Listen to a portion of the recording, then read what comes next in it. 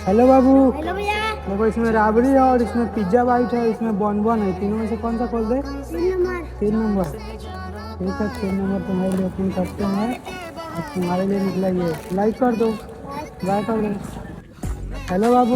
Hello भैया। देखो इसमें राबड़ी है और इसमें पिज्जा बाइट है और बॉनबॉन कट चुका है। दोनों में से कौन सा खोल दे? ये। ठीक है, बॉन खोलते हैं और तुम्हारे लिए निकला ये। लाइक कर दो, बाय कर दो। हेलो बाबू। हाय भैया। देखो इसमें 1 नंबर है, 2 नंबर है और 3 नंबर है। 3 और 2 कट चुका है, 1 नंबर बचा है। क्या तुम्हारे लिए खोल दे? ठीक है, खोलते हैं तुम्हारे लिए और तुम्हारे लिए ये निकला। लाइक कर लो, बाय कर दो।